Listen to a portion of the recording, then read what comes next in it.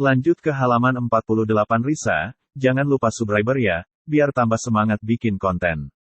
Yang belum nonton dari awal cerita kami bikin playlist di profil YouTube bisa dicek secara urut dari 1 sampai akhir. Yuk lanjut kita ke cerita lanjut ke Risa. Hari Jumat jam pelayanan poli hanya sampai pukul 11 siang. Jumlah pasien pun dibatasi. Hari ini total hanya ada 18 pasien yang periksa. Pekerjaan pun beres dengan sekejap mata tanpa drama pegal-pegal akibat menulis status dan menensi pasien. Aku dan dokter Fadi keluar ruangan poli tepat jam 11:05.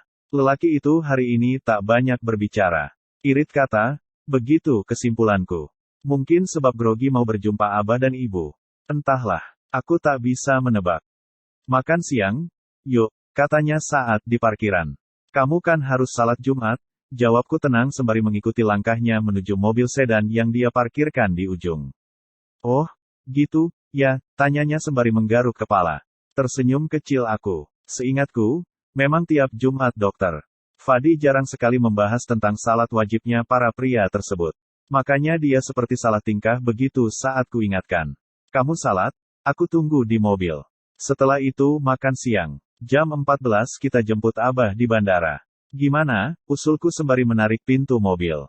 Tak terdengar jawaban dari dokter Fadi. Lelaki itu langsung masuk ke mobil dan mengempaskan bokongnya ke jok. Tangannya yang panjang cepat memasang sabuk pengaman di dada. Salat Jumat mulai jam berapa, sih? Tanyanya lagi dengan wajah bingung. Bentar aku cek di aplikasi. Aku langsung merogoh ponsel dan membuka aplikasi pengingat waktu salat. Ternyata hari ini zuhur jatuh pada jam 11.35. Artinya setengah jam lagi. Waktu zuhur jam 11.35 siang. Bentar lagi. Cari masjid dekat-dekat sini aja, Mas. Kulemparkan sebuah senyuman manis kepadanya. Lelaki itu pun mengangguk sembari bergerak cepat dan mulai menjalankan mesin mobil. Mobil pun melaju menuju jalan besar yang kini padat dilalui kendaraan-kendaraan. Maklum, baru pada pulang dari kantor jam segini. Ramainya bukan main. Kami akhirnya tiba di depan pelataran sebuah masjid agung yang halaman parkirnya mulai didatangi oleh beberapa kendaraan. Banyak para lelaki yang turun dari motor maupun mobil mereka dengan pakaian koko, sarung, serta peci di atas kepala. Aku nggak pakai baju koko tapi, ucap dokter Fadi dengan nada resah. Apa mau ke kos dulu untuk mandi dan ganti baju? Tanyaku memberikan ide. Kulihat jam di ponsel. Sudah pukul 11.15. Lumayan juga kalau bolak-balik ke kos. Ya udah, pakai baju ini nggak apa-apa kali, ya? Wajah dokter Fadi tampak kurang percaya diri. Lain kali bawa baju ganti saja kalau mepet. Hehe, aku juga bingung mau jawab apa. Kali pertama sih soalnya nganterin cowok ke masjid buat salat Jumat.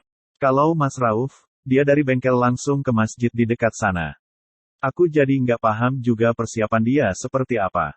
Ya, kalau dia nggak bohong padaku sih, tapi bisa saja kan, ngakunya salat Jumat di masjid dekat bengkel, taunya malah tidur di rumah cewek selingkuhannya. Oke, deh, kamu tunggu di sini, ya. Aku masuk ke masjid dulu. Dokter Fadi lalu melepas sabuk pengamannya dan menarik tuas rem tangan agar posisi mobil tidak bergerak dari tempat parkir.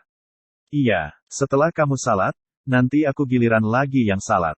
Senyumku mengembang untuknya. Lelaki itu terlihat mengangguk sembari membalas senyumanku dengan wajah yang begitu teduh sekaligus damai.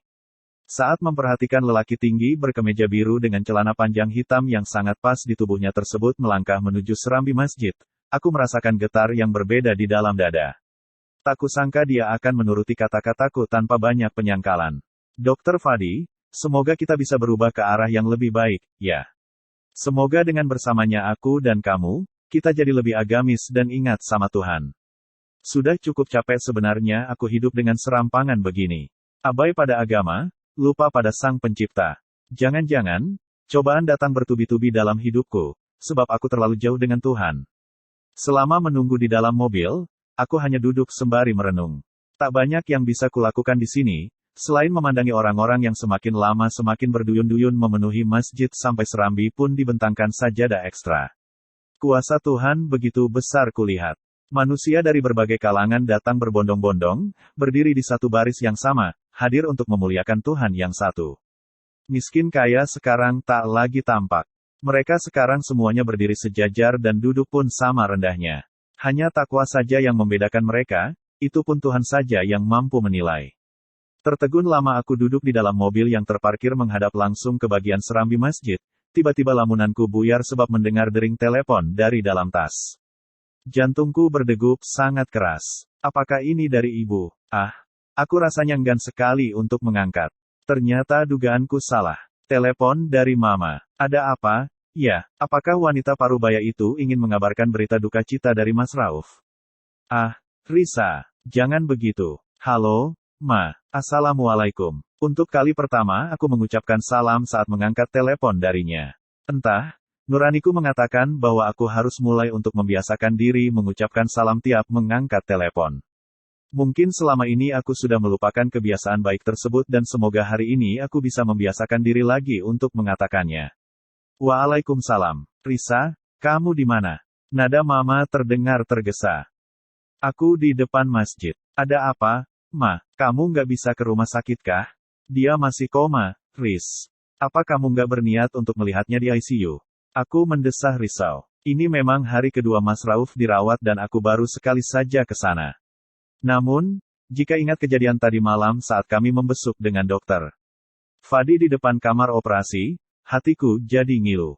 Buat apa aku ke sana, bila hanya untuk disuguhi kalimat pedas dari Indi yang umurnya jauh di bawahku tersebut. Aku bukan gila hormat, tapi aku jelas-jelas masih punya harga diri. Maaf, Ma, aku tidak bisa. Agendaku siang ini padat sampai malam. Kamu sok sibuk sekali, Riz. Di mana hati nuranimu? Rauf masih suamimu, Riz. Apa kamu lupa? Suara mama terdengar meninggi. Ada gigilan di ujung kalimatnya. Seperti orang yang mau menangis. Bukan begitu, Ma. Aku memang ada acara hari ini. Maaf aku tidak bisa ke sana. Tegas aku menjawab. Tak ada tawar-menawar. Aku bukan robot yang bisa dia setir semau hatinya. Bukan aku tidak punya rasa kasihan atau hati nurani, tapi kedatanganku malah disambut kurang baik oleh Indi. Aku takut, kalau aku datang lagi dia akan marah. Lebih baik nanti saja. Tunggu kemarahannya reda padaku, lanjutku lagi dengan nada yang tenang. Seelegan mungkin ku buat jawaban untuknya. Sekarang, kalian sadarkan, bahwa keberadaanku sangat penting. Namun, semuanya sudah terlambat. Aku tak akan kembali, sampai kapanpun. Mama nggak ngerti lagi, sebenarnya hatimu itu terbuat dari apa, Risa. Sama sekali kamu nggak ada kepedulian dengan anakku, padahal dia sudah berjuang banyak untukmu. Mama benar-benar meraung. Dia menangis sebagai aku telah menyakiti mereka sekeluarga, padahal yang duluan melakukan kejahatan adalah mereka sendiri. Egois, pikirku. Sok suci. Apa dia sudah amnesia? Lupa? Ya, kalau aku selalu dijajah dan harga diriku sebagai istri sudah diinjak oleh anaknya yang botha tersebut. Sudahlah, Ma, kita tidak perlu membahas itu lagi. Aku akan datang ke sana sesuai dengan hati nuraniku. Jangan paksa aku. Tidak akan berhasil, sebab aku tak akan mau menurutinya. Aku masih menjawab dengan sangat tenang. Bagiku tak perlu lagi ada emosi di dalam dada. Buat apa? Aku sudah memenangkan pertarungan ini. Bagiku hanya menunggu waktu saja, melihat kerja Tuhan yang bakal membalas dengan setimpal perbuatan Mas Rauf sekeluarga. Kamu benar-benar sombong, Risa. Sangat angkuh. Kamu tunggu saja, kelak kamu akan menderita dan merasakan apa yang kami rasa saat ini. Aku sudah lama menderita, Ma. Kebahagiaan pasti akan datang kepadaku, sebab kalianlah yang pertama kali membuat luka di dalam hati ini. Maaf, Ma. Kurasa sampai di sini saja pembicaraan kita. Assalamualaikum. Kumatikan ponsel dengan hati yang biasa saja. Tak ada rasa sebal, kesal, atau murka. Biasa, datar. Mungkin aku telah mati rasa kepada mereka. Heran sekali aku. Kok, Mama butuh banget dengan kehadiranku. Untuk apa, sih? Untuk dicaci maki oleh anaknya yang sok tahu itu? Atau, untuk ikut merasakan beban mereka yang tak seharusnya ikut kutanggung? Sibuk banget nyuruh aku ke sana. Apa tidak senang melihatku bisa bebas ke sana dan kemari tanpa harus repot memikirkan lelaki bajing asteris N itu? Kenapa dia tidak suruh perempuan yang sedang hamil itu saja yang menjaga Mas Rauf? Dasar sekeluarga aneh. Tidak ada yang genah. Untunglah aku sekarang sudah jauh dari mereka sehingga pikiranku tak perlu dibebani hal-hal tak penting. Ponselku tak lama kemudian berbunyi lagi. Langsung kulihat ke layar dan melihat notifikasi apa yang masuk. Ternyata ada sebuah pesan dari ibu. Segera kubuka dengan rasa penasaran yang sangat tinggi. Risa, ibu dan abah sudah mau naik pesawat. Minta doanya supaya kami sampai dengan selamat di sana, ya. Penerbangan memakan waktu 1 jam 50 menit. Kalau sudah sampai bandara, ibu kasih kabar lagi. Abah ingin dijemput oleh Fadi katanya. Tidak mau naik taksi. Rims, kali ini aku tak bisa menanggapinya dengan biasa. Dadaku bergemuruh. Ada gelombang yang sulit untuk kujelaskan, menyapu seluruh permukaan jiwa. Gemetar aku. Kepalaku langsung pening. Napas ini tersengal sebab saking syoknya. Segera aku merebahkan diri dan mengatur kursi mobil agar mundur membentuk sudut 45°. Aku benar-benar deg-degan sekarang. Tak tahu lagi apa yang mesti dilakukan di saat genting seperti ini. Berjumpa dengan ibu setelah kami berpisah selama 4 tahun lamanya. Dengan kondisi dia membawa suami yang tak lain adalah abah dari pria yang kini kucintai. Apa yang harus kulakukan? Kalimat apa yang sepantasnya keluar dari bibir? Haruskah aku mengungkapkan pada ibu betapa aku benci padanya dan menyayangkan keputusannya selama ini? Haruskah ku ceritakan semua di hadapan abah? Siapa tahu dia pun tak mengetahui seluk-beluk ibu. Aku benar-benar pening. Di sisi lain, aku ingin mulai lembaran hidup baru yang damai dan tenang. Tuhan, tolong berikan aku petunjuk agar tak salah dalam melangkah. Bersambung.